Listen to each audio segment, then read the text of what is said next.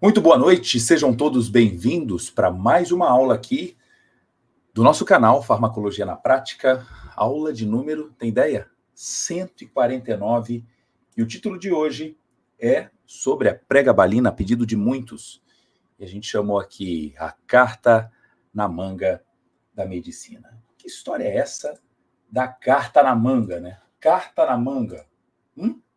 Carta na manga? Já usou essa expressão? O mágico usa, um jogador de futebol usa diante de um drible, que ele lança a mão dessa carta na manga e surpreende todos os adversários, os zagueiros, um jogador de vôlei, um professor, sempre tem uma carta na manga, né? E assim também os alunos, às vezes tem uma carta na manga para poder também trazer uma resposta diferente, naquela questão que ele não sabe tanto, ele usa então uma carta, enfim. Eu até brinquei com vocês hoje na chamada da aula de um carro elétrico, que não tem uma carta na manga, caso não haja chance de recarregar. Então, por isso que o apelo para os híbridos no Brasil tem sido mais interessante.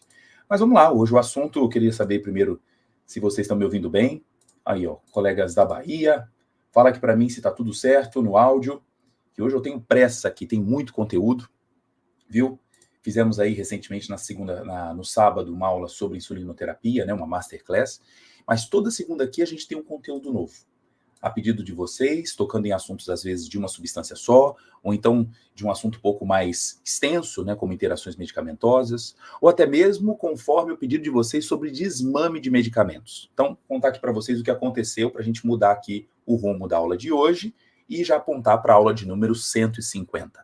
Hoje a gente fala especificamente sobre a pregabalina, mas fizeram um pedido muito interessante no nosso Instagram. Por isso que a gente deixa mesmo aquela caixa, porque vem sempre necessidades interessantes para a gente poder ajudar os nossos colegas. Então pediram, professor, que tal uma aula sobre desmame de medicamentos? Está aí um tema inédito e que eu acho que vale muito a pena a gente poder estender um pouquinho mais essa abordagem, mais do que 1h30, mais ou menos, para falar sobre isso. E a gente vai, então, usar na celebração da aula 150. Né? Então, hoje, na aula 149, pregabalina, e a gente já deixa tudo aqui azeitado, né? E ajeitado, para que no dia 6 de maio a gente possa ter essa aula 150. Na próxima semana a gente vai ter uma atividade diferente, um momento de aquecimento aqui. Por quê? Você que está como novato aqui, nunca assistiu às aulas, lembre que todo esse acervo se encontra na comunidade Farmaco na Prática e mais assuntos inéditos, lá, exclusivos para os nossos membros. E a gente vai abrir as inscrições da comunidade Farmaco na Prática no dia 6 de maio. Então já fica aqui o presente, você que já está esperando há muito tempo para poder entrar na comunidade, a gente vai, no final dessa aula, abrir o link de pré-inscrição. Pré-inscrição. Não vamos soltar agora, porque eu quero que você foque na aula, mas no finalzinho vai ter aqui o link para você fazer a sua pré-inscrição e poder entrar na comunidade no dia 6 de maio com um desconto especial e alguns bônus. Então fiquem atentos aí para essa possibilidade, né? Já tem gente falando assim, meu Deus, aula 150 será no meu dia do aniversário. Ó, que legal! No aniversário coloca lá a tela bem grande e fala assim, gente, agora a gente só canta parabéns depois da aula, né? Olha aí, ó, se a aula for do nível da palestra, as evidências das ciências biomédicas na Bíblia, opa, vamos lá. Então fica aqui já o nosso aviso, dia 6 de maio, semana que vem a gente vai ter um momento de aquecimento, a gente nem vai chamar um número de aula 150, vai ser realmente no dia que a gente celebra, no dia 6 de maio. Beleza? Então todos os avisos aqui eu já dei, tudo certo, e vamos para a nossa aula hoje. Só fala aqui para mim uma coisa, quantos de vocês tiveram a chance de estudar sobre pregabalina durante a sua formação profissional? Eu nem vou falar aqui graduação. Responde aqui para mim, quantos de vocês já tiveram essa experiência assim? Não, professor, eu estudei bastante. Eu tive uma aula sobre anticonvulsivantes, sobre analgésicos, né? Sobre ansiedade. Olha só. Por isso que eu estou chamando aqui a pregabalina da droga da carta na manga, porque ela tem hoje diversas indicações terapêuticas e fica até difícil a gente classificar em que momento da aula deve ser abordada a pregabalina. Então, muitos colegas aqui falando, eu não tive, nunca. Mas é hoje um dos fármacos mais prescritos na área da neurologia, na geriatria, né? A gente vê até cardiologistas prescrevendo, endócrinos, enfim, muita gente aqui, ó, nunca, não ela especificamente. E olha, eu tenho visto muita coisa no YouTube que é muita fala fora de hora e fora de contexto. Uma delas é assim, não, porque a pregabalina, ela atua na via GABAérgica, porque o nome até já diz. Não. Ela foi até desenhada para isso. E eu vou te contar isso direitinho hoje, né? Quem está pedindo, nossa, eu queria muito essa aula, chegou o dia. Então vamos logo, porque eu tenho pressa. Caderno aí, caneta, água do lado, e vamos aqui tirando dúvidas de vocês, tá? No finalzinho, deixem as dúvidas finais lá, porque eu respondo, talvez no meio da aula eu já vou respondendo muitas dúvidas de vocês, tá bom? Vamos lá, então, ao nosso assunto de hoje, pregabalina, a carta na manga da medicina. Para aqueles que são novatos, só me apresentando aqui rapidamente, eu sou o Thiago de Mello, professor de farmacologia, pós-doutor em farmacologia pela Universidade de Santiago de Compostela, na Espanha, com mestrado e doutorado em fisiologia e graduado em farmácia na Federal de Ouro Preto. Atualmente, atuo na área do ensino, sim, da medicina, e também como pesquisador na área de fisiologia e farmacologia translacional. Sou bolsista em produtividade pelo CNPq na área de farmácia e tenho prazer, então, tanto do ensino quanto da investigação do novo, né? Isso sempre nos surpreende e hoje vocês vão entender a importância da gente ficar sempre assim, com a mente preparada para a gente não perder oportunidades, né? O caso da pregabalina é um exemplo típico disso e vocês hoje vão viajar nessa história aqui comigo, tá? Então, quem está aí na sala, um parente, fala, chama aí os pacientes também para assistir, porque essa aula ela tem momentos de profundidades bastante distintos. Então, aquele leigo vai conseguir entender alguma coisa, né, a essência, e você que é profissional de saúde também vai ter muita coisa aqui esclarecida, dúvidas na área da farmacologia. Muito bem. Então, a gente começa com uns representantes que temos aí no mercado, são várias marcas, eu aqui não exauri todas as possibilidades, mas são aqueles que vocês conhecem bastante, né? Sejam eles por nomes fantasia, como Lírica, como Dorene, ou então vários tipos de genéricos de indústrias distintas. A pregabalina, em doses geralmente de 75 miligramas, 150, mas pode-se chegar no seu acúmulo diário em torno de 600 miligramas por dia. Mas o que é a pregabalina? Então, vamos aqui viajando nessa frase inicial. Uma frase de Pasteur. Pasteur disse que nos campos da observação, o acaso favorece apenas as mentes preparadas. E aqui alguns exemplos interessantes, antes de falar da pregabalina. Você conhece isso aqui? Você chama isso de quê? Chama isso de quê? Isso, gente. Olha, a primeira vez que eu estou pedindo, obrigado, Lili. Eu fico tão empolgado com a aula que eu me esqueço de pedir o seu like. Então aproveita agora, se inscreva no canal e também deixa o seu like, né? Eu fico aqui mais preocupado com o conteúdo do que mesmo com o próprio canal, mas esse aqui é o meu alvo, né? Então vocês, por favor, coloquem aquela reserva de dopamina aí para mim. like, beleza? Então, o que é isso aqui? Isso aqui é um post-it. Isso, muita gente conhece, né? Mas você sabe como é que foi inventado o post-it? Ele não tinha o interesse direto de produzir isso. Na verdade, nasceu lá na 3M. Dois pesquisadores, um aqui inveterado para poder encontrar sempre uma melhor chance de adesão, de cola, né, dos produtos, e um outro, Art Fry, que também trabalhava na empresa e acabou explorando um pouco uma certa falha na produção de Spencer. Spencer produziu um tipo de papel que não colava muito bem. Aquilo era um fracasso, mas ele era sempre um investigador, buscava sempre inovações. Mas Art Fry também atuava na igreja. E para separar os cânticos que haviam nos cultos, ele colocava papel entre as páginas dos livros. E toda vez o papel sumia.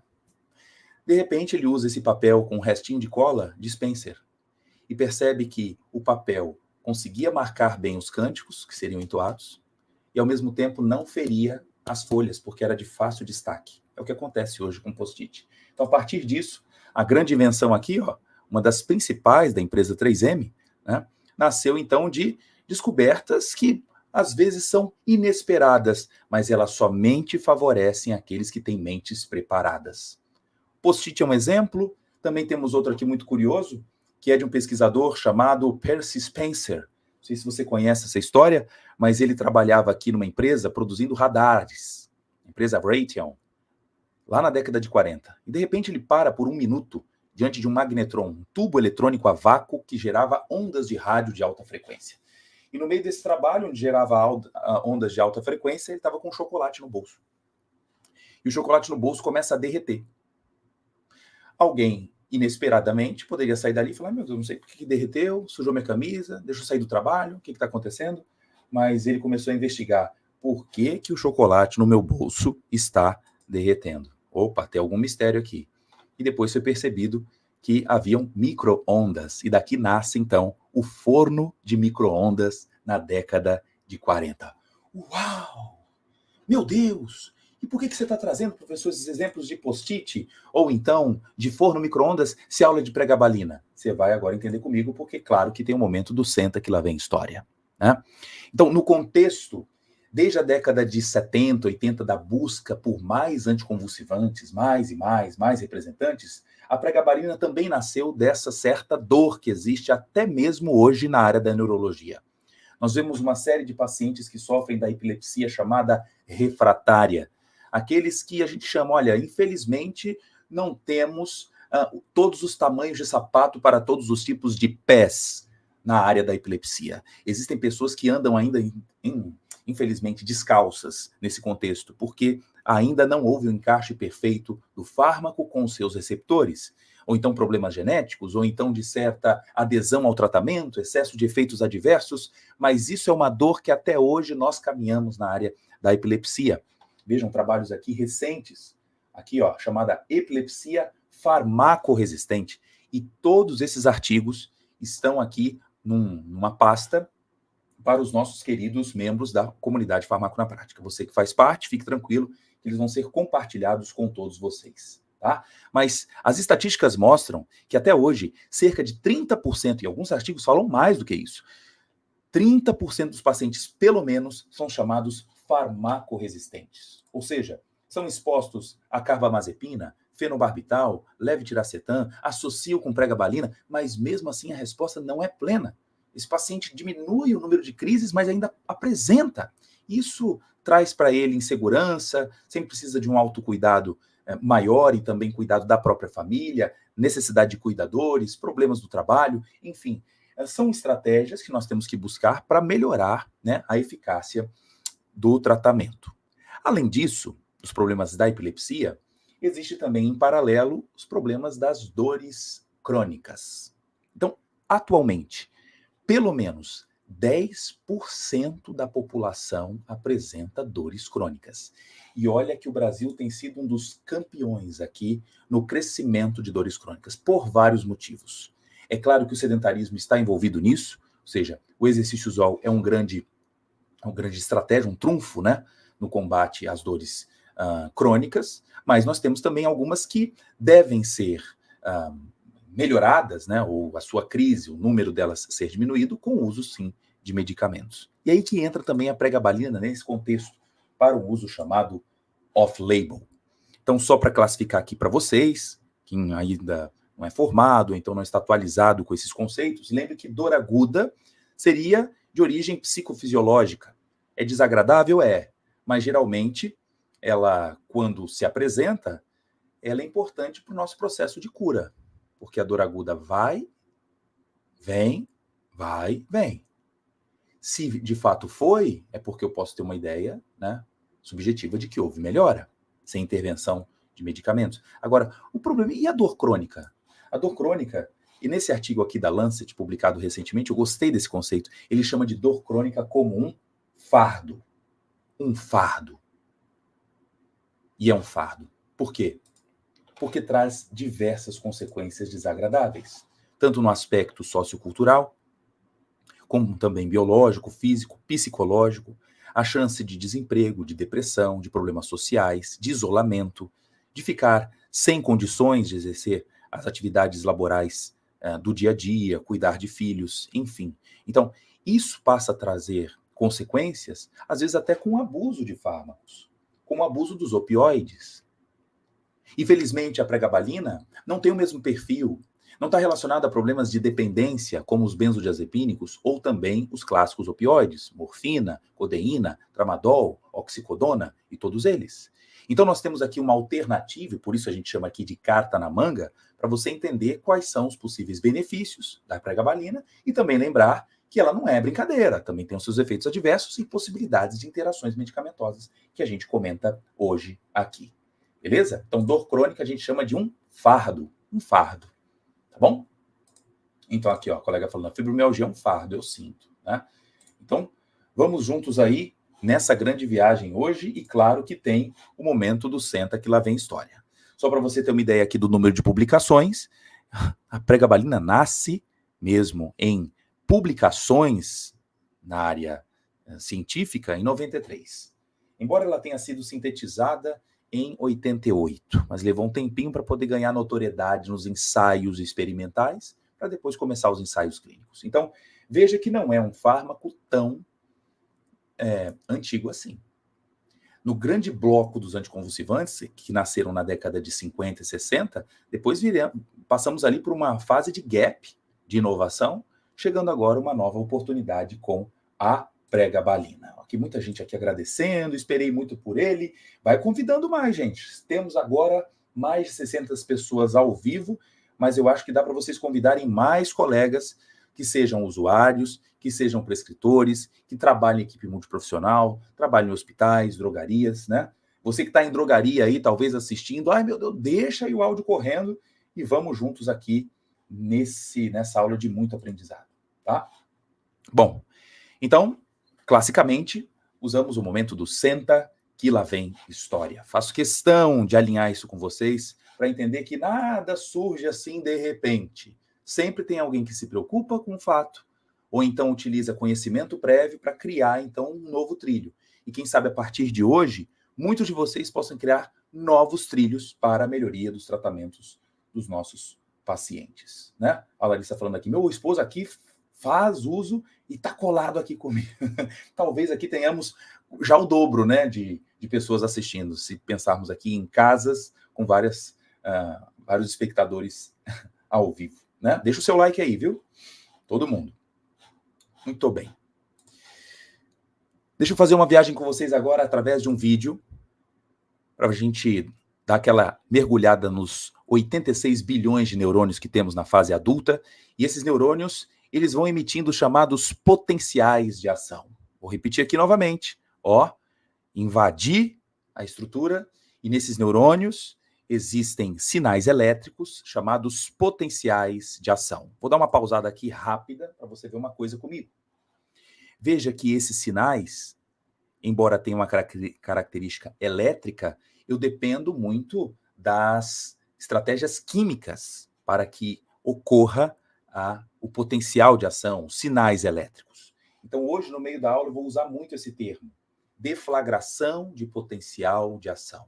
Sinais elétricos. Então, um neurônio se comunica com o outro. Você vê aqui que tem um sinalzinho. Tchum.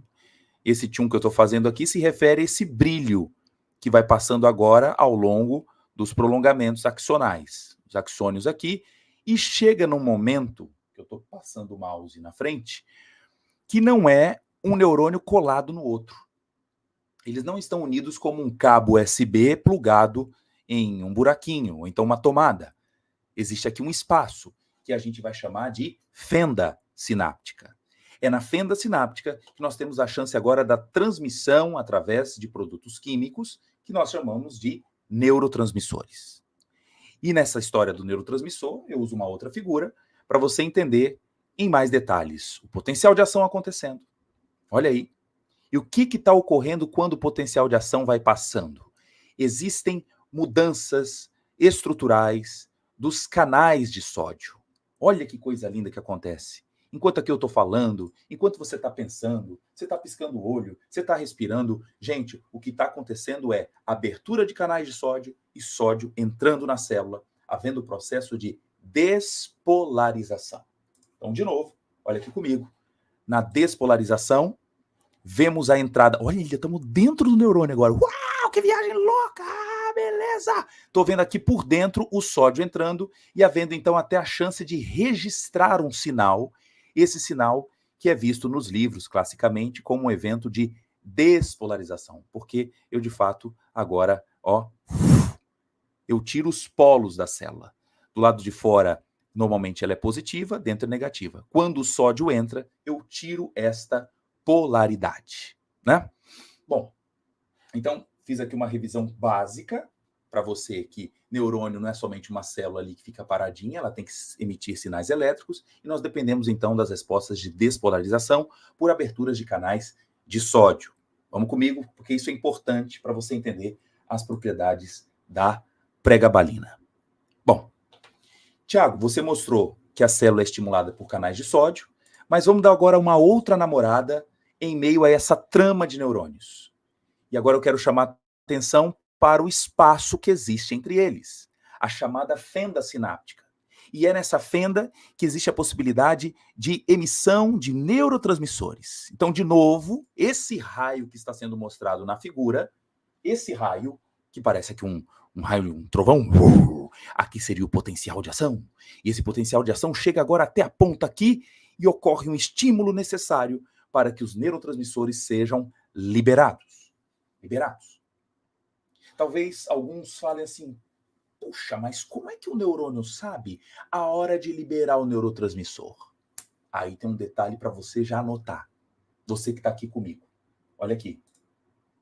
Toda vez que esse raio chega, esse potencial de ação chega bem na pontinha da chamada parte pré-sináptica, ocorre a abertura de um canal de cálcio.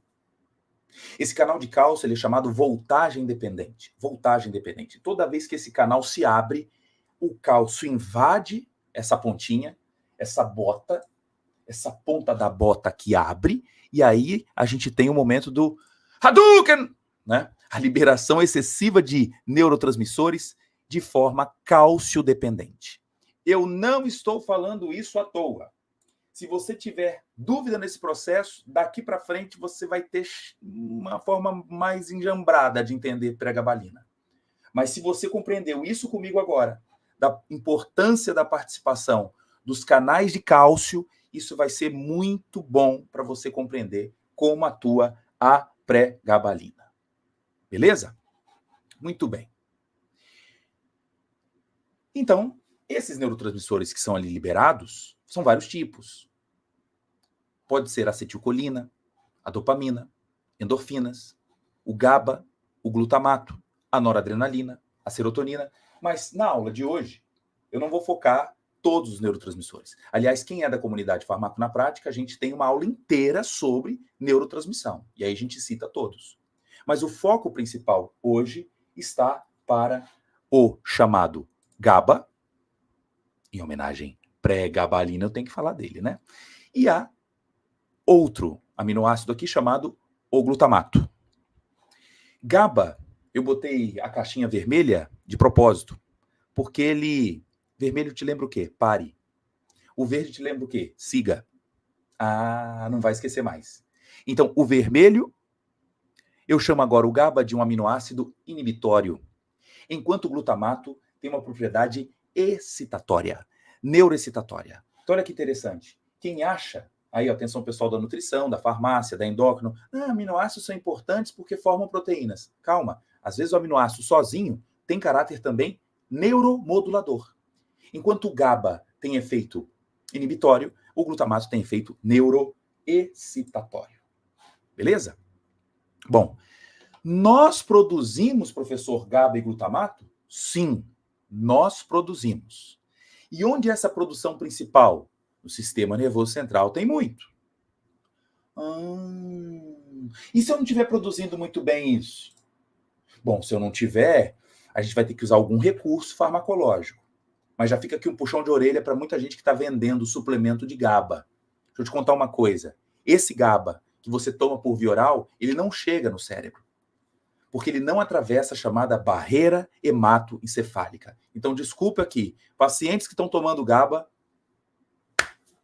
estão comprando gato por lebre, esperando melhora de resposta, mas o sentido de tomar GABA não tem nem bioquímico, nem farmacológico. Aliás, a geração da pregabalina só surgiu por conta dessa dor que existia por um pesquisador. Falou, cara, se GABA não atravessa, eu vou ter que produzir outra coisa. E por isso surge a pregabalina. Vamos lá. Então, nessa figura, vejamos o espaço que eu chamo de fenda. Temos aqui a parte pré-sináptica. No momento em que ocorre a liberação do glutamato, eu disse para vocês que ele tem efeito neuroexcitatório. Neuroexcitatório. Permite a entrada de sódio, permite a entrada de cálcio, por receptores diferentes, AMPA e NMDA. E no caso do GABA, o GABA estimula um outro canalzinho, né, um receptor chamado de GABA-A. que toda vez que ele bate na porta, toque, toque, toque, abre agora a entrada de cloreto. Então, se você observar em detalhes nessa figura, quem é que promove despolarização? Ou seja, a geração de um potencial de ação? O glutamato. Por outro lado, o GABA tem um efeito de freio, de stop. É pisar o pé no freio mesmo, é puxar o freio de mão. Lembra disso? GABA é o freio de mão, glutamato é o acelerador. Então, quem é que vai ganhar aqui? Quem tiver mais. Se eu tiver mais atividade glutamatérgica, eu tenho maior chance de despolarização. Puxa vida, tá me ajudando a entender aqui, professor. Então, se eu tenho uma pessoa que sofre crise convulsiva, ela tem mais potenciais de ação. Então, qual é o desejo dos fármacos? Bom, se tiver que modular essa via, a gente vai tentar reduzir a atividade de glutamato e, ao mesmo tempo, aumentar a oferta de GABA. Seria uma estratégia interessante para proteger das convulsões. Por outro lado, se eu tiver qualquer forma farmacológica que diminui GABA e aumenta glutamato, ele vai ter mais chance de crises convulsivas. Estão entendendo? Estão aqui comigo? Gente, presta atenção na aula. Estou vendo aqui uma conversa paralela na aula que ela é improdutiva para esse momento, que aí você está perdendo a chance de entender detalhes importantes. Vamos lá. Vamos juntos. Então, olha que interessante agora como é que é a bioquímica. Ô, GABA, quem é você? Eu sou um aminoácido. Agora que eu entendi, Thiago, pela primeira vez eu estou entendendo por que o nome é aminoácido. Um grupo amino e um grupo ácido carboxílico. Está aqui, ó.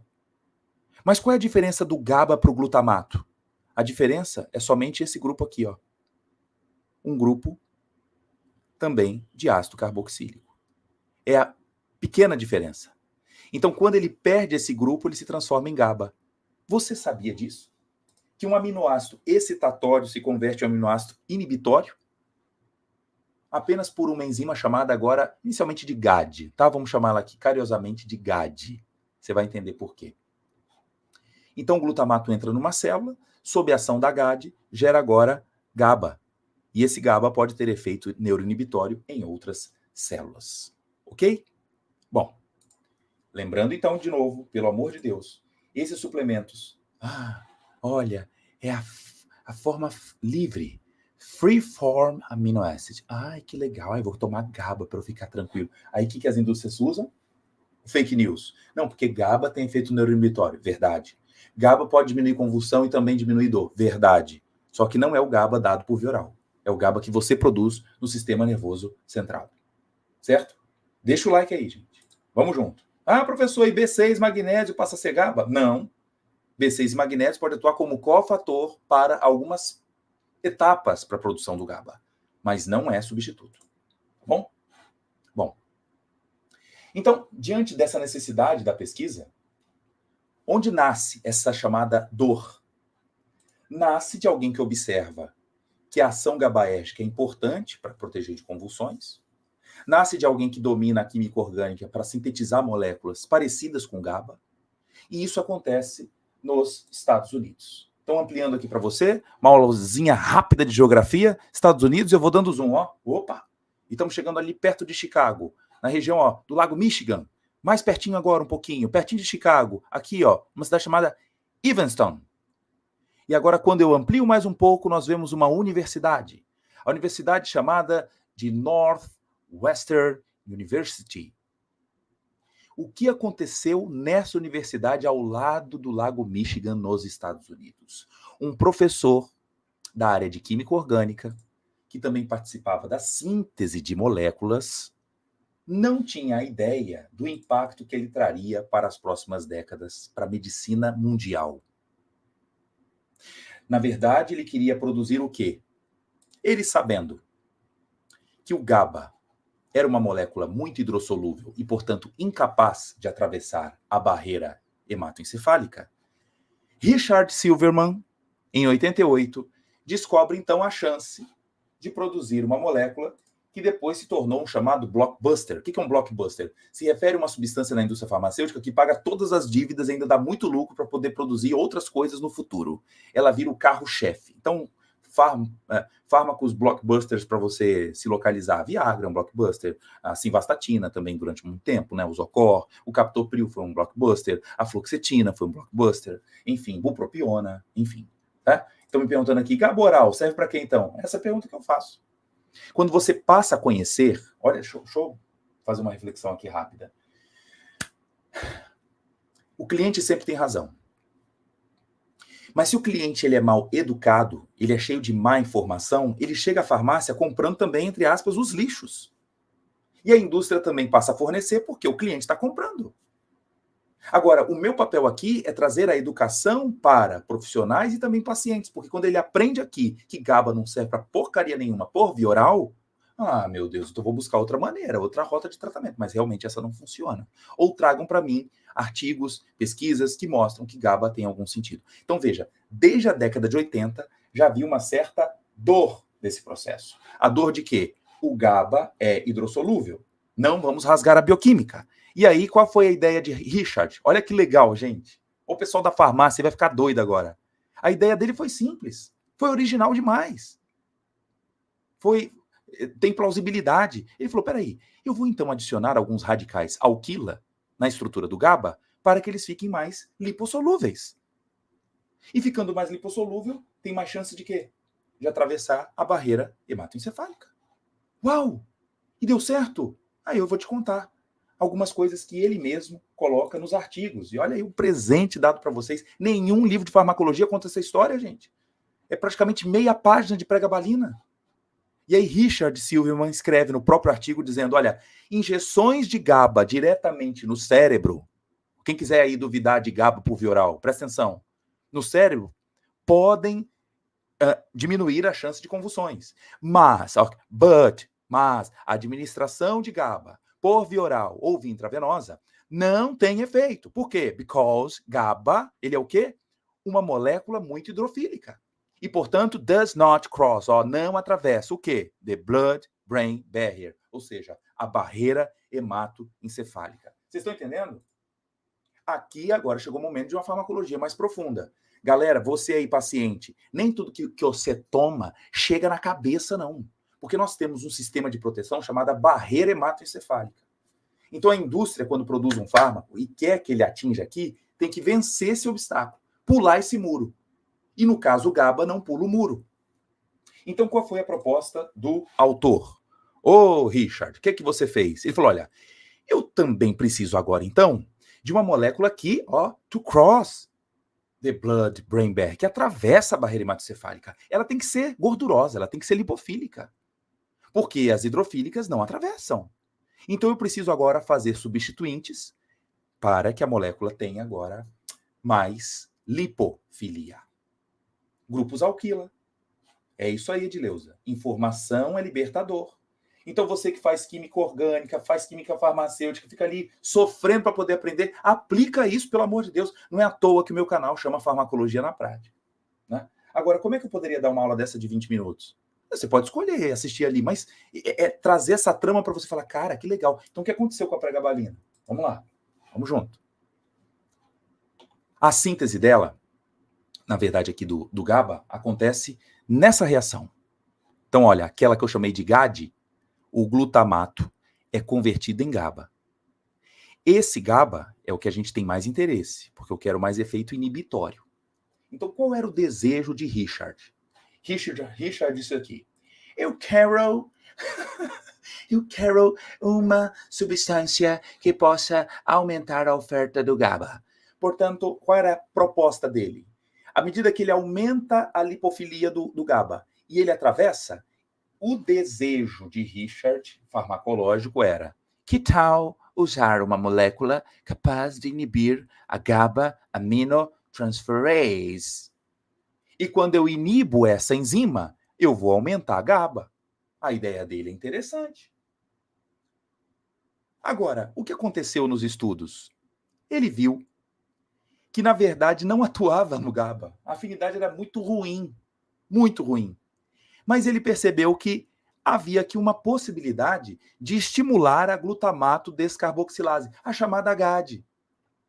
Ou seja, o glutamato seria convertido em GABA com maior rapidez. Então ele falou assim, então De maneira indireta, eu acertei.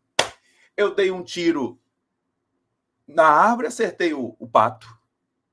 E tá tudo certo, porque eu acho que o fármaco aqui pode funcionar para poder aumentar a via do GABA. Então, inicialmente, ele ficou empolgado com os primeiros ensaios bioquímicos que pudessem aqui estimular a via da glutamato descarboxilase. Beleza? Estão entendendo? Estão entendendo? Vamos junto. Sim, o propranolol atravessa porque é lipossolúvel. Atravessa, tá? Atravessa, já respondi. Atravessa. Vambora.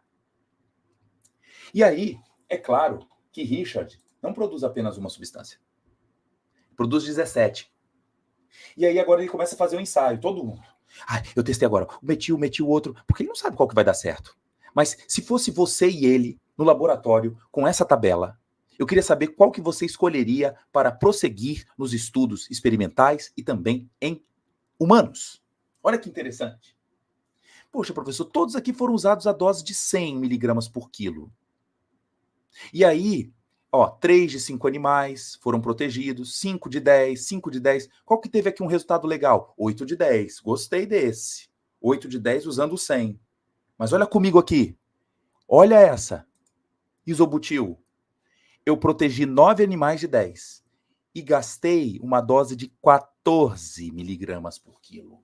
Lembra aqui a minha analogia com perfume. Qual é o bom perfume? É aquele que a gente gasta menos e tem a mesma resposta. É assim que acontece na prática um screening, o desenho para você conseguir chegar num funil e alcançar uma substância que possa ter efeito. E assim nasce a pregabalina para os estudos experimentais e clínicos. O que acontece agora? O americano, empolgado com o resultado, falou, nossa, eu acabei de descobrir aqui uma substância que possa ter atividade anticonvulsivante. Na época ainda ele acreditava que potencializava a atividade GABAérgica e por isso o nome pregabalina. Ele achava. Mas ele começa a enviar cartas, porque não tinha internet, ainda de forma convencional não, o exército americano já usava, né? Há indícios que já tinha. Mas tudo ele enviava em cartas por correio para os laboratórios. De todos os que ele enviou, só 2 respostas. Atenção, não desista. Olha o aprendizado agora. Ele produz a molécula e somente 2 laboratórios se interessam. A Upjohn, que só falou assim, eu quero apenas a melhor molécula que você tem aí. E a Parke-Davis, que já tinha a gabapentina, que é parente da pregabalina, pediu assim, eu quero todos.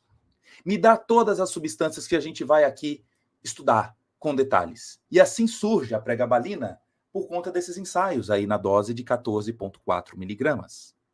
É bom lembrar que a Pfizer se une à Parke-Davis. Existe aqui agora uma parceria, né? A Pfizer compra a Parke-Davis. E é por isso que no mercado surge em 2004, pela Pfizer, o nome fantasia Lyrica, que é o produto de referência. Então, aqui você entende no processo como que surge a molécula pregabalina. Primeira vez que eu te mostro aqui.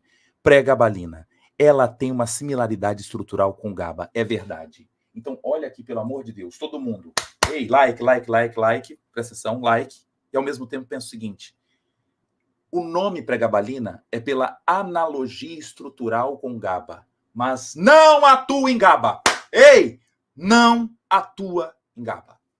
Não é da família dos benzodiazepínicos. Não atua como um fenobarbital. E muito... Gente, o que tem de vídeo aí de 2, 3 minutos, o cara assim, eu vou falar aqui sobre um remédio para vocês, olha só, o nome já está dizendo atua em GABA. Não atua. Vai estudar. Não atua. Beleza? Então segura aí. Tem hora que tem que ter desabafo hoje aqui. É de ficar revoltado, ver paciente sofrendo aí porque não sabe como é que funciona. E aí, olha como é que é a história. Você vê a inauguração de um centro de pesquisa que ganhou o nome. Nome de quê? Silverman Hall. Para terapêutica e diagnóstico a nível molecular. E ainda ele divide com a esposa, Richard e Barbara Silverman. Que legal, né? Inaugurando aqui. Como é que ele construiu esse centro de pesquisa? Através dos royalties do Lyrica. Porque, de fato, ele ganhou muito dinheiro com isso. Então, veja agora a ideia de não ser um mar morto, mas sim um mar da Galileia. É de falar, cara, eu consegui descobrir esse negócio, eu ganhei muito dinheiro, mas não vai ficar só para mim. Vamos construir um centro de pesquisa aqui? Vamos. E aí, tá aqui o registro. Ó. Foi produto de doação para que essa universidade tivesse agora um prédio lindo. Depois você põe na internet aí, Silverman Hall. Um prédio maravilhoso, né? Com muitos recursos para o desenvolvimento de novas drogas e assim o efeito multiplicador, que é assim muito comum do norte-americano, né? E me chama a atenção um texto que ele diz: os cientistas acadêmicos não são limitados pela exigência de fazer com que os produtos permaneçam viáveis. Portanto, atalhos não são necessários e observações tangenciais podem ser exploradas, o que pode levar a novas descobertas. A invenção acadêmica precisa ser incentivada em todas as áreas de busca para permitir que novos produtos tornem-se disponíveis para a sociedade. A indústria deveria ajudar a financiar o desenvolvimento desses produtos. É ou não é, meu povo? Há quem diga, não, a universidade é um sistema falido. Não, porque agora tudo tem que entrar na iniciativa privada. Um grande engano. Essa parceria tem que acontecer, porque às vezes a descoberta chamada ao acaso, ela só acontece porque não há essa obrigação direta. Veja que nos ensaios ele produziu 17, a indústria só queria um produto, e foi aquela que pediu um que não ficou com o produto final. Aliás, não ficando com o produto final, deixa eu te mostrar aqui o que aconteceu. Olha como é a história. Você rejeitou, né, John? Rejeitou, né? Pois é. A Pfizer comprou ela, que depois se juntou com a Mylan, e agora, recentemente, tem outro laboratório chamado Viatris, que é uma fusão dessas três empresas. Então, assim, de forma indireta, a John também se beneficiou da pregabalina, mas porque foi comprada pela Pfizer. Então, olha como são as histórias aqui, né? Bora, paga essa aula, gente, pelo amor de Deus. Só tem 437 likes, então vou parar aqui. Vou parar na aula. Não vou nada. Vambora, gente. Então, continuamos agora a entender quem é a pregabalina. Características químicas dela. Ô, bonitona, você tem alto peso molecular? Não. Então, é de fácil absorção? Sim, apesar de ser muito hidrossolúvel. Mas ela tem maior chance de absorção, inclusive, do que a gabapentina. Deixa eu contar uma fofoca aqui. Embora a aula não seja de gabapentina, a gabapentina se usa nas doses de 300, 600, 900, 1.200, né? É uma droga menos potente, porque ela tem um probleminha também no seu processo de absorção. Ela tem a chance de absorção dela numa porção muito diminuída do duodeno. A sua biodisponibilidade não é diretamente proporcional, então a pregabalina veio com uma certa novidade, suprindo esse problema que a gabapentina apresenta. De fato, aqui desenvolvendo uma resposta mais dose dependente, tá? E aí, a sua biodisponibilidade é maior que 90%, o alimento apenas atrasa um pouquinho a absorção, mas não compromete a quantidade, então pode ser administrado longe ou próximo das refeições, e uma distribuição tecidual razoável, tá? Não é tão alta assim. Ela não se liga à proteína plasmática. Olha que interessante. Por que não liga? Porque é hidrossolúvel.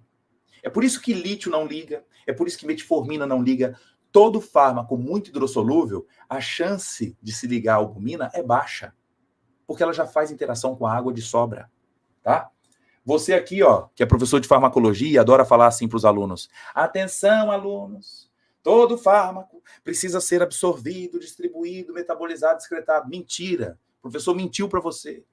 Tem fármaco que não precisa ser metabolizado, porque ele já é solúvel em água o bastante para ser excretado. Então, estamos diante de um exemplo na aula de hoje. A pregabalina não sofre biotransformação hepática. É eliminada na urina na forma inalterada. Inalterada. Ué, mas como? Ué, ela já é hidrossolúvel. Já está misturada com a água. E relaxa com isso. Nem todo fármaco precisa ser biotransformado. Lítio não é. Metformina também não é. Ok? Penicilina também não é. Ok? Todo mundo aqui, bora dar like, vamos junto, vamos junto. Faz sentido usar gabapentina e pregabalina? Não, não faz sentido, porque exploram o mesmo mecanismo. Quem está prescrevendo os dois juntos não está sabendo farmacologia, tá? Não faz sentido. Depois eu vou explicar isso. Veja, a aula aqui não é de defender a pregabalina, eu estou explicando quem é a ferramenta, ok? Mas ela não é isenta de efeitos adversos, ok? Bom, então a biotransformação é menos do que 2%, é praticamente desprezível, ok? E isso faz a gente entender que pacientes com insuficiência hepática, eu não preciso fazer ajustes de doses, uma vez que ela não sofre biotransformação. Eu vi o comentário de uma colega lá no Instagram, Deus me livre, quem tomou pregabalina pode ter chance de lesão hepática. Muito difícil. Um fármaco hidrossolúvel que entra pouco nos hepatócitos, sequer é biotransformado, dificilmente traz aumento de transaminases. Então, reavalie se esse paciente faz uso de bebida alcoólica, se esse paciente é obeso, se ele faz uso de outros fármacos que sejam hepatotóxicos, ok? Você teve dengue também. Não altera transaminases. Não, não. Legal, né?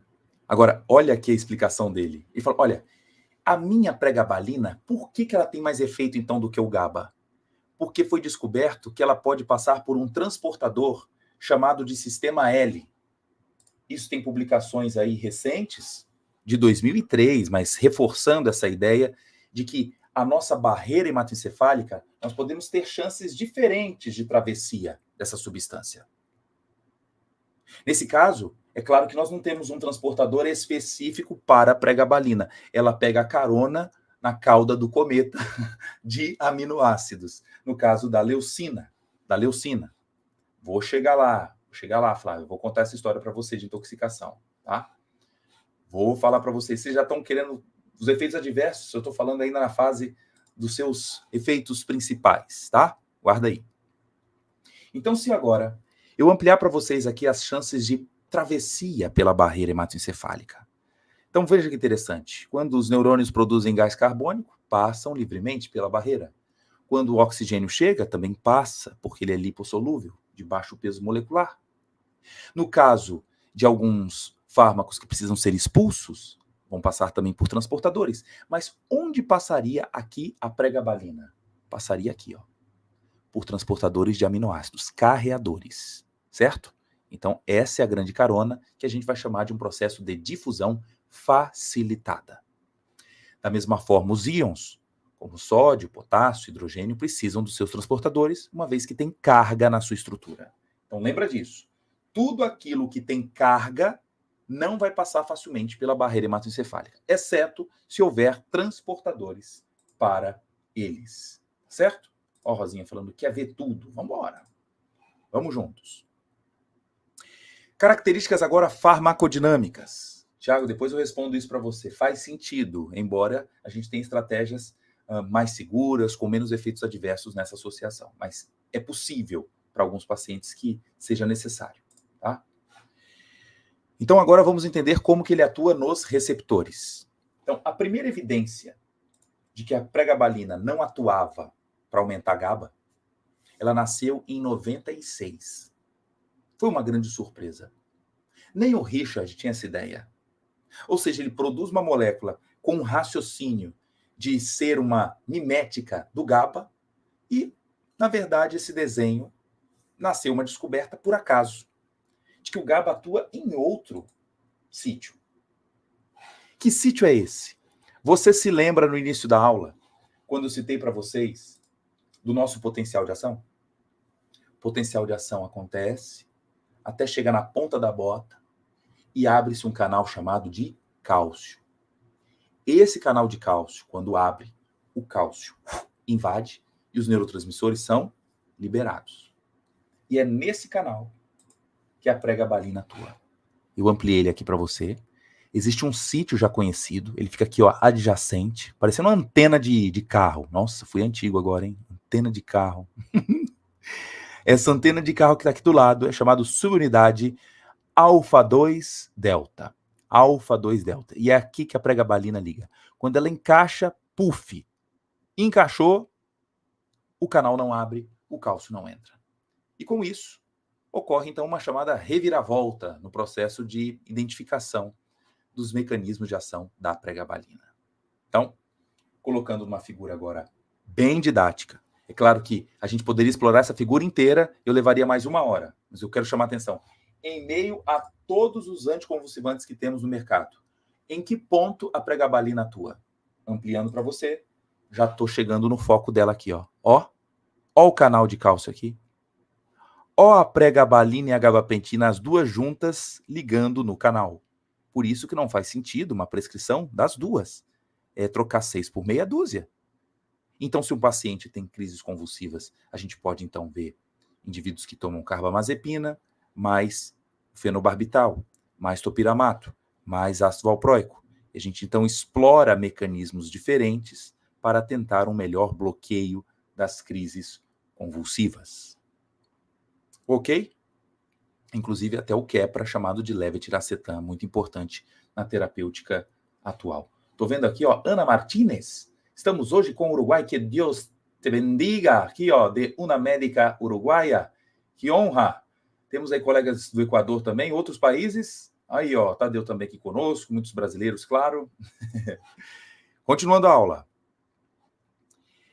Então, no caso desse canal, professor, quem é que prova que o canal existe? Existem testes com imunistoquímica, com ensaios de biologia molecular, o Western blot, expressão de RNA mensageiro, e essa figura faz a gente compreender onde se encontram esses canais. Tiago, por que isso é importante na aula de hoje? Ora, meu amigo, a pregabalina não tem olho não, meu filho. Ô, querida, a pregabalina, então, quando chega e atravessa a barreira hematocefálica, imagina a cena aqui, vou fazer uma encenação, né? Eu estou empolgado aqui para você entender. A pregabalina chegou. Oi. Onde que eu ligo? Não, você só tem afinidade pela subunidade alfa-2 delta, do canal de cálcio. E cadê o canal? Ah, eu te mostro agora. Onde tem o canal? Tá aqui, ó. O canal se encontra em alta expressão em regiões do córtex cingulado anterior, regiões da ínsula, regiões da amígdala, também da área periaquedutal e também do corno dorsal. Tiago, qual é a importância de atuar no corno dorsal? Diminuição da dor. Qual é a importância de atuar no encéfalo, nessas 3 regiões? Diminui dor, diminui ansiedade e tem efeito anticonvulsivante. Ei, você está entendendo agora o título da aula? Por que a ideia da carta na manga?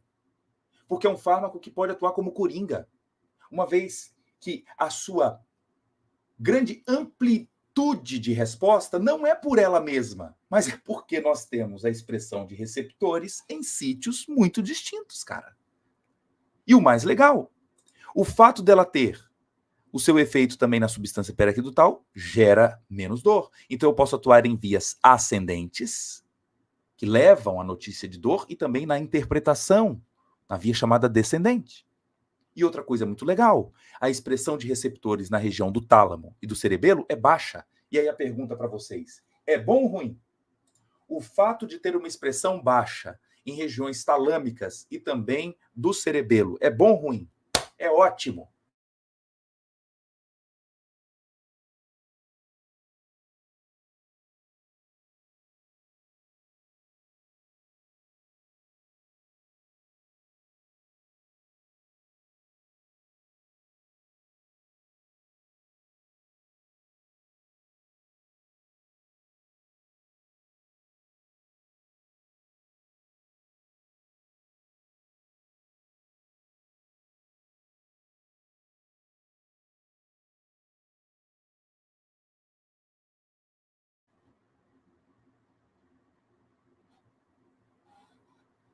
Voltou.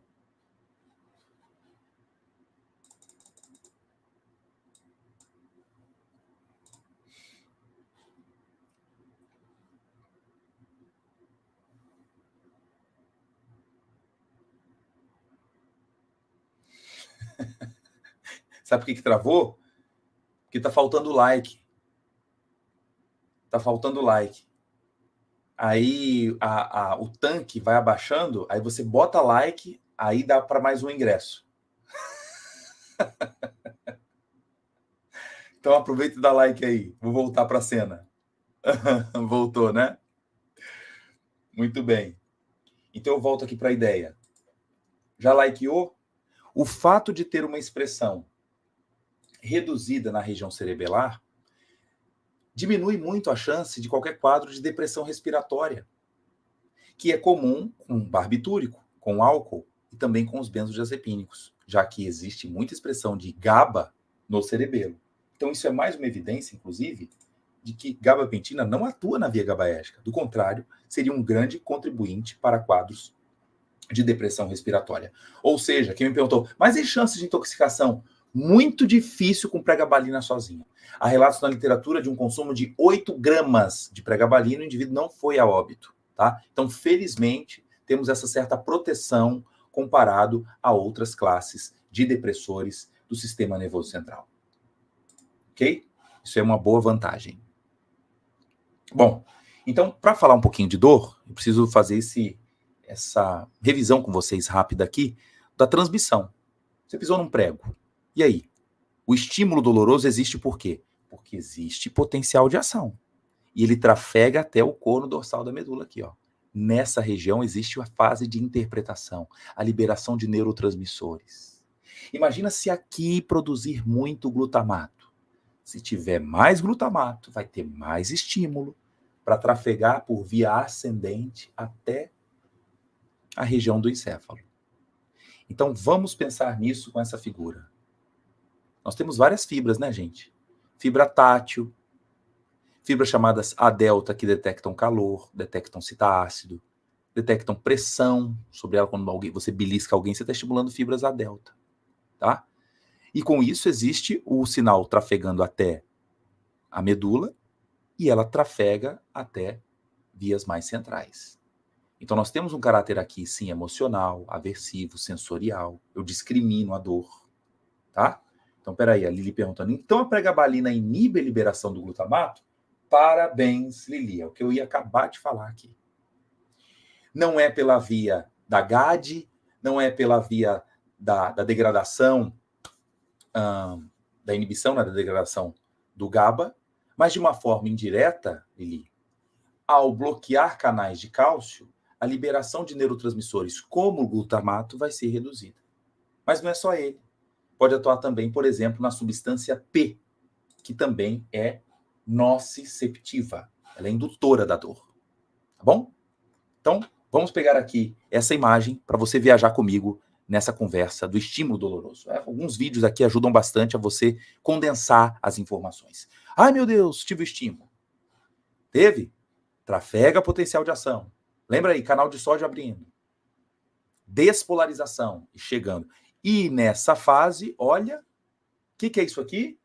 Aqui é a liberação dos neurotransmissores. Deixa eu voltar de novo. Olha o glutamato aqui fazendo a festa. Olha a substância P promovendo despolarização. Peraí, e o paciente que sofre de dor neuropática? Infelizmente, ela tem essas vias, em alguns pontos, superestimuladas. Pode ser vias mais periféricas, onde a deflagração do potencial de ação ela é excessiva. É muito canal de sódio aberto. Então, às vezes, numa farmácia de manipulação, na drogaria, um cremezinho tópico de lidocaína pode resolver o caso.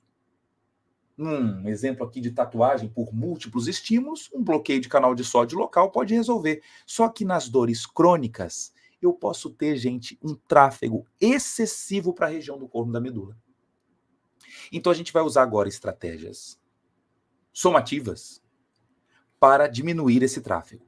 Se está vindo muito da periferia, vamos tentar agora bloquear o caminho lá na medula e pode entrar então o processo da pré-gabalina. Beleza? Então, fechando aqui com um resumo com vocês, temos o estímulo, a aferência, a projeção até o corno dorsal da medula, nessa região, e quando eu amplio, o que vemos? Olha aí o canal. Olha o desenho dele. O canal de cálcio, com a subunidade alfa 2 delta. É aqui que a pregabalina atua. Ao inibir o canal, cálcio não entra. Cálcio não entrando, não libera o glutamato. Fechou? Olha o Fabiano falando assim, professor, fico impressionado com a criatividade e qualidade. Olha, eu faço de tudo para poder fazer vocês entenderem. Cada aula minha aqui de preparo, mais ou menos, em média, são 12, 14 horas. Média. Tá? E fazendo o update ainda da literatura. Tá? Então, são aulas que eu falo, não é papel de parede para poder impressionar quem quer entrar na comunidade. Todas as aulas que eu preparo, me dedico bastante, até minha equipe às vezes puxa minha orelha, fala, libera logo a aula aí. Eu falo, calma, que tem que fazer alguns acertos. Calma.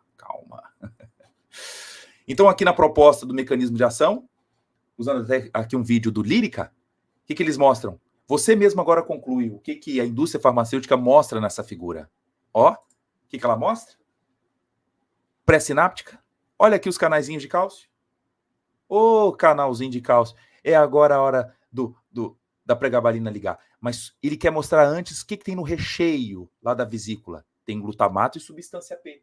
que tem efeito neuroexcitatório. Então chega agora o Lírica, que na verdade é a pregabalina. Os genéricos também fazem a mesma coisa. Não vai falar agora que só o produto de referência que funciona, pelo amor de Deus.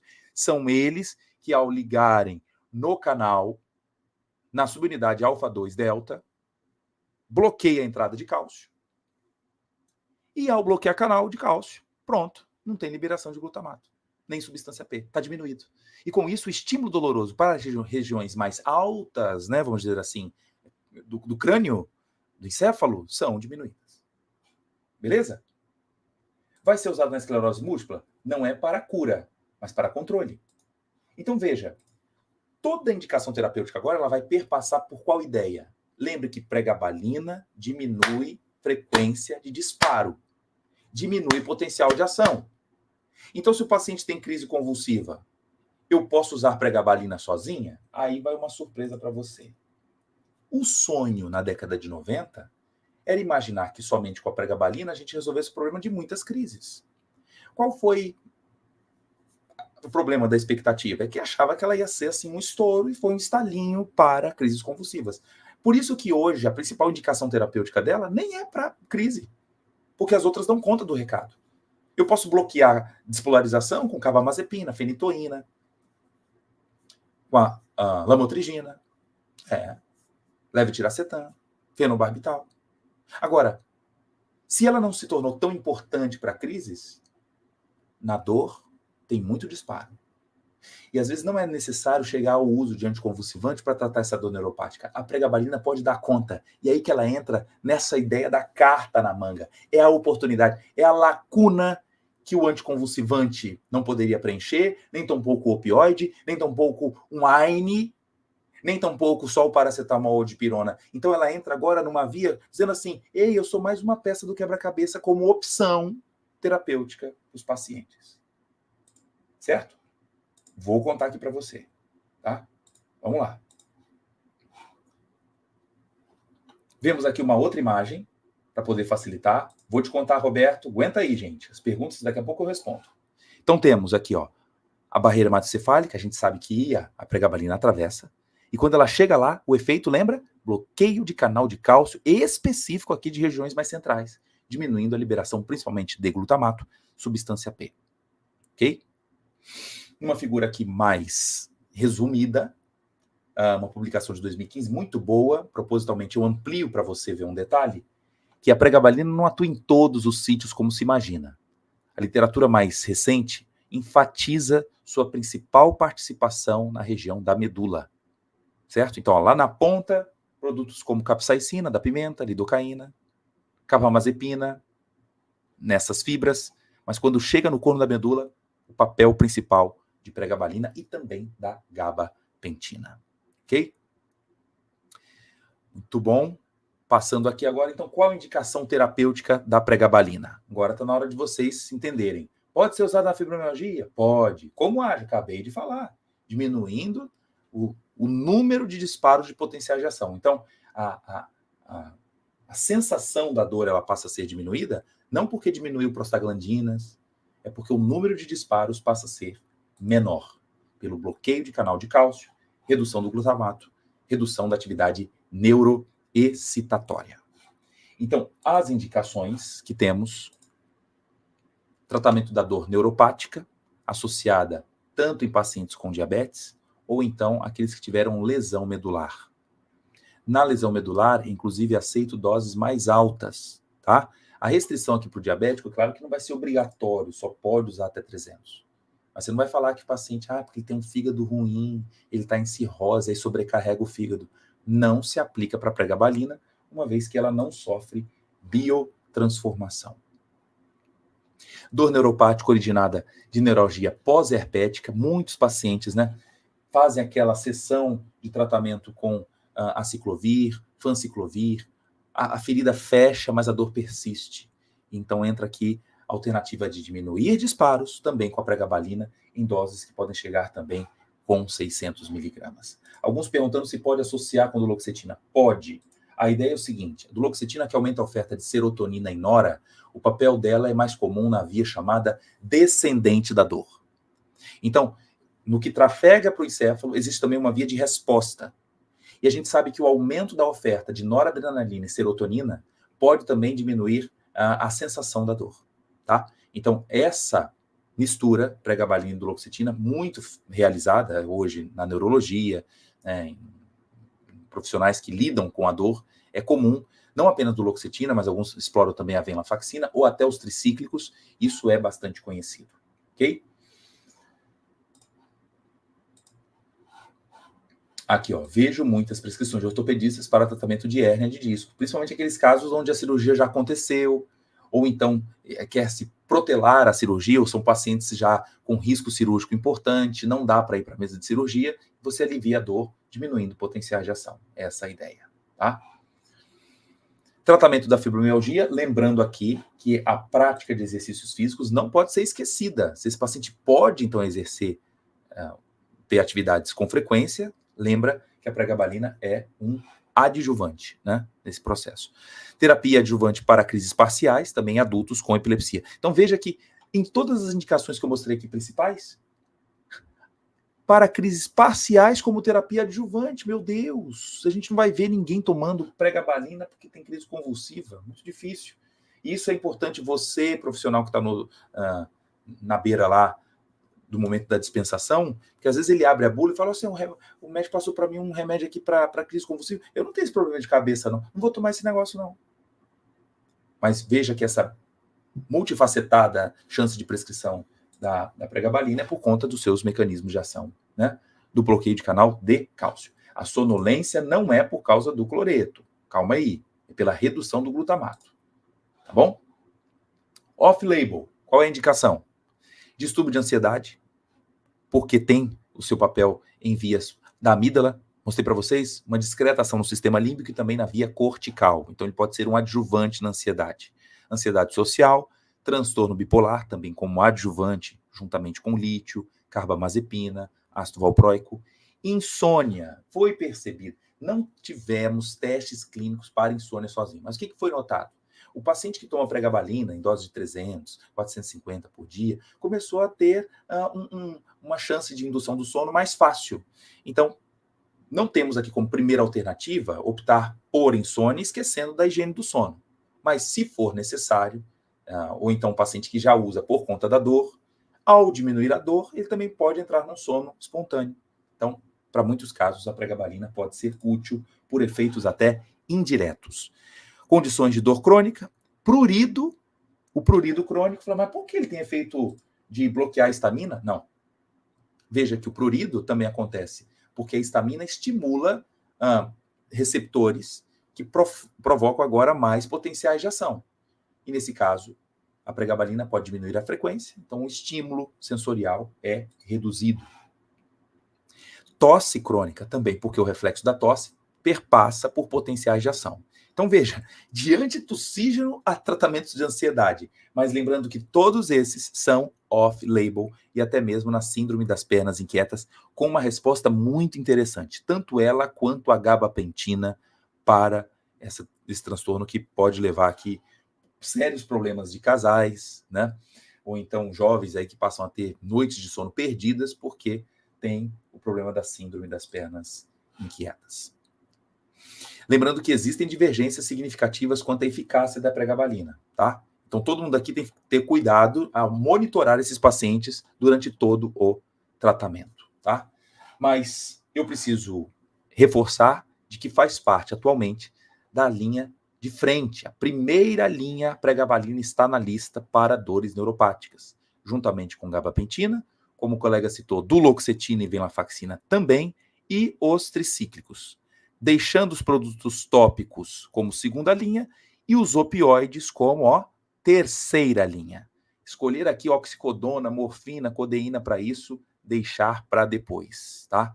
Então, a literatura já tem mostrado esse comportamento em muitos países, no Brasil não é diferente, diante das preocupações que existem de dependência por opioide, a pregabalina preenche essa lacuna, já que não causa dependência, porque isso é fato. Pode ser que alguns pacientes precisem aumentar a dose, não por tolerância, mas talvez a dor esteja aumentando mesmo pelo processo de compressão de raízes nervosas. Aquele paciente que tinha hernia de disco, ela tem piorado por conta do aumento do peso, e aí ele precisa corrigir a dose. Mas não é tolerância, nem tampouco dependência. Ok? De efeitos adversos. Muitas perguntas aqui de vocês, vou responder agora. Então, o que é mais frequente? Sonolência pode ocorrer? E é óbvio. Se é um fármaco que diminui potenciais de ação, diminui a atividade glutamatérgica, vai causar sonolência. Agora, ela é dose dependente, que pode ser corrigida, então, sim, com ajustes.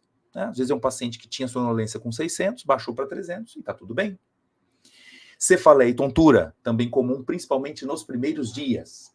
Lembre que a resposta terapêutica de pregabalina ela não é plena nas primeiras semanas. Alguns trabalhos mostram 2, 3 para chegar na sua plenitude de resposta analgésica ou então anticonvulsivante, mas os efeitos adversos já começam nas primeiras doses. Então, que bom que ao longo do tratamento existe uma certa tolerância aos efeitos adversos e a resposta terapêutica vem crescendo. Visão turva, isso é comum principalmente em idosos, pode ser agravada, e o paciente que vai fazer uma análise de refração com oftalmo precisa relatar que faz uso da pregabalina. Edema de membros inferiores, principalmente cardiopatas e usuários de amlodipino, nifedipino, ficar atento. Essa chance de edema ela é muito comum e, em alguns casos, só é resolvida com a suspensão da pregabalina ou também redução de dose. Elevação dos membros, prática de exercícios físicos, uso de meios de compressão também podem diminuir. Tá? Felizmente, esses edemas também podem ser reduzidos ao longo do tratamento. Dificuldade na concentração, distúrbios cognitivos são descritos também, então ficar atento porque alguns, um diagnóstico ruim apontando aqui para possíveis evoluções de Alzheimer e pode ser também um problema de iatrogenia, né? Uma complicação gerada pela própria pregabalina. Boca seca, xerostomia é comum e ganho de peso, não vamos negar. Ganho de peso é relatado principalmente em doses altas, acima de 450, 600 miligramas, a frequência é maior. Agora, vamos interpretar isso. Por que alguns pacientes podem aumentar peso? No período de dor, eu não lembro de alguém comer em excesso porque tem dor. Pelo contrário. A dor é incapacitante, o indivíduo geralmente fica embotado, ele se socializa menos, ele come menos. Veja que de maneira indireta, como a pregabalina é eficaz, em muitos casos de neuralgia do trigêmeo, dor neuropática, ele passa agora a ter melhor convívio social e volta a comer. Então, não é um efeito diretamente relacionado a uma ação orexígena, como existe dos antihistamínicos, como existe dos corticoides. A pregabalina, então, caminha em paralelo nesse processo, uma vez que ocorre melhora da dor, né? Ou então depressão e até mesmo pensamentos suicidas pode ocorrer com a pregabalina. Isso aqui é mais raro, mas eu preciso aqui trazer essa descrição. Então, pacientes que já têm histórico de depressão, quadros refratários, né, por uso de vários antidepressivos, chamar a atenção para a pregabalina. Não convém fazer a descontinuação abrupta dela. Chance de insônia, náuseas, cefaleias, ansiedade, nervosismo. Então, aqui é fazer o quê? Uma redução gradual. É um landing, né? Devagarzinho para pousar, nada de bater no chão sozinho, não. Então, apesar de ser um fármaco que não causa dependência nem tolerância, convém, se o paciente usava lá 600 miligramas, baixa para 450, depois 300, 150, 75 e finaliza. Existe algum protocolo assim rígido? Não. Mas não faça suspensão abrupta. Aliás, estou acompanhando um caso aqui recente de um amigo que tinha um pai tomando pregabalina. Eu falei, não suspenda. E o pai, teimosamente, suspendeu e passou 2 dias aí com intensas dores. Falou, realmente, preciso voltar, né? Então, isso é bastante comum na literatura e também no nosso dia a dia.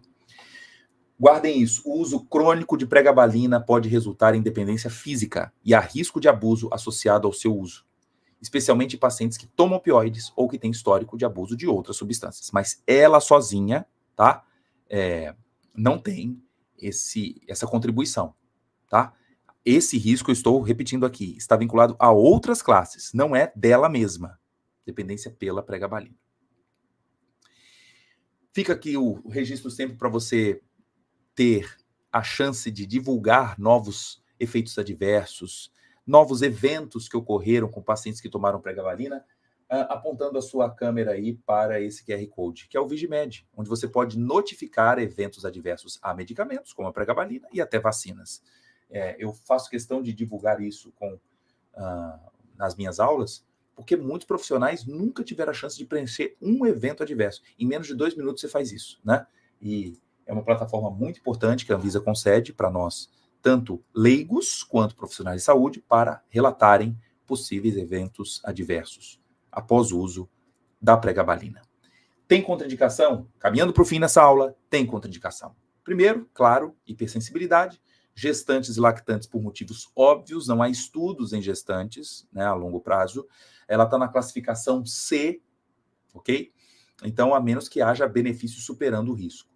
E é encontrada a pregabalina no leite materno. Ela é hidrossolúvel, ela chega facilmente também nos ductos lactíferos pelo seu baixo peso molecular. Então, a gente não sugere que lactentes, né, as mulheres que amamentam, ou a lactante, desculpa, tem acesso à pregabalina para que o bebê não mame, né, a pregabalina. Nefropatas, aí sim, precisa de ajuste de dose. Lembra que o fármaco é inalterado, a sua excreção. Então, para hepatopatas, não me preocupo, mas para nefropata, deixo aqui uma dica. Se o clearance dele de creatinina for acima de 60, não precisa mudar nada. De 30 a 60, você reduz a metade. De 15 a 30, que é um paciente já com nefropatia grave, dose apenas de 25%. E se for aquele indivíduo dialítico, olha, menos que 15 ml, aí você vai fazer a dose aproximada aqui de 10 a 15% da pregabalina, ok? E para aqueles que vão fazer hemodiálise, fazer a suplementação 25 miligramas após a hemodiálise, porque ela é depurada, né, no hemodializador, ok? A pergunta aqui da colega faz sentido. Por que boca seca? Lembra que para poder estimular a secreção salivar, nós temos uma via parasimpática. E essa via trafega também por potenciais de ação. Então, a diminuição do estímulo libera menos acetilcolina, produzindo uma salivação menos fluida. Tá? Então, é bastante comum isso dos antidepressivos. E no caso da gabapentina e pregabalina, que diminui o potencial de ação, não vai ser diferente. Ok? Olha o pessoal falando aqui, ficava a noite toda ouvindo essa aula. Ué, quem é da comunidade pode assistir uma série de aulas e virar a madrugada toda, né? Mas vamos lá. E etilistas e usuários crônicos de outros depressores do sistema nervoso central, o risco aqui é de somar efeitos depressores. Então, se alguém te perguntar, eu tomo pregabalina, posso beber? Não convém. Ah, mas ele não interfere na via GABAérgica. Sim, mas ele diminui a liberação de glutamato. O álcool também interfere, diminuindo o glutamato. Potencializa a atividade GABA. Então, na soma, pode haver um efeito sinérgico, maior chance de depressão do sistema nervoso central. Ok? Falar o que do Rivotril? Nós temos uma aula, Márcia, inteira sobre o Rivotril, tá na comunidade, tá? Você colocar lá, comunidade, Rivotril, clonazepam, uma aula completa sobre ela. Então, essa é a nossa vantagem aqui na comunidade, porque a gente tem chance de fazer abordagens pontuais, o que geralmente vocês aprendem na graduação, porque falta tempo, uma abordagem sempre no varejo. Então, você vai falar da classe. Mas olha hoje a nossa viagem. Eu comecei com vocês aqui falando de quê? De como surgiu a pregabalina. Aí qual foi o laboratório e tal, como é que é a sua estrutura molecular, por que essa atravessa a barreira hematocefálica, como é que ela funciona, para que ela é indicada, efeitos adversos, contraindicações, interações medicamentosas. O que falta agora você? Deixar o seu like, se inscrever no canal e também convidar os nossos colegas aí para que possam assistir essa aula que vai ficar disponível aqui durante 7 dias. Depois é conteúdo exclusivo da comunidade Farmaco na Prática. Surgiu agora o momento de você acessar o meu link, você que não é da comunidade, entrar no grupo de pré-inscritos, porque nós vamos liberar o link no dia 6 de maio dentro desses grupos do WhatsApp. Então é muito fácil, só você clicar nesse link abaixo para você ter acesso à pré-inscrição. A nossa abertura das inscrições da comunidade vão acontecer dia 6 de maio, daqui 2 semanas, onde a gente celebra a aula de número 150, tá? E mais um recado aqui, na próxima sexta-feira eu estou indo para Florianópolis, vamos fazer um podcast lá com o Fermento, do Sem Groselha, vamos fazer um podcast de sexta aí para sábado, e aí a gente retorna, segunda-feira vai ter um evento surpresa, que vai ser um momento de aquecimento para a nossa aula de número 150, falando sobre desmame de medicamentos na próxima segunda, dia 6 de maio, tá bom? Respostas finais aqui. Glicoproteína P interfere no seu efeito? Não. Não, o efeito aqui não é tão importante. Desconheço, Ana, alguma coisa relevante em relação à expulsão da pregabalina. Ok? Recebo muitas receitas médicas, pregabalina e celecoxib. Qual é a ideia aqui? Um AINE, né, um inibidor de COX-2, diminui a produção de prostaglandinas. Se for uma dor de origem neuropática, o celecoxib tem uma ação muito discreta. A menos que sejam pacientes que sofram de osteoartrite, aí eu quero atuar em duas vias. Reduz a resposta inflamatória e também diminui o potencial de ação. Aí faz sentido, tá? Nossa agenda aqui, estão me perguntando se eu vou para o Maranhão. A agenda é, semana que vem Florianópolis, na outra semana Chapecó, Xanxerê, ali, Santa Catarina. Na outra semana, Belém do Pará. Então, cada semana eu vou estar rodando aí, eu vou avisando vocês, tá bom? Que bom. Ó, gente, se inscrevam no canal aí, ativem. Aqui, ó. Quem já assistiu, quem ainda não assistiu, bota aqui, Thiago de Mello, no YouTube, Sem Groselha, para você assistir o nosso primeiro encontro. E vamos ter agora a segunda rodada. Se pode associar com memantina? Pode. A memantina tem um papel de bloquear a via do glutamato, bloqueou o receptor. Enquanto a pregabalina tem um papel de inibir a exocitose. Então faz sentido a associação. Ok? Um efeito aqui de soma. Rivotril, obrigado, Denilson, aula 81. Obrigado. Sabe explicar por que a pregabalina está na lista da alta vigilância? Por conta do consumo exagerado. A gente tem que prestar atenção. Às vezes é paciente que opera a máquina, dirige, motorista. Imagina, uma cena.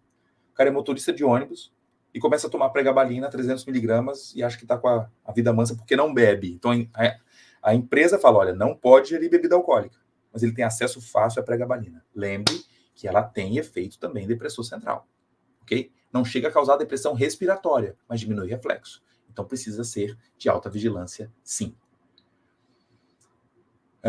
Faço parte da comunidade, vale muito a pena. Aí, ó, quem já faz parte, coloca aqui a sua experiência em relação à comunidade, né?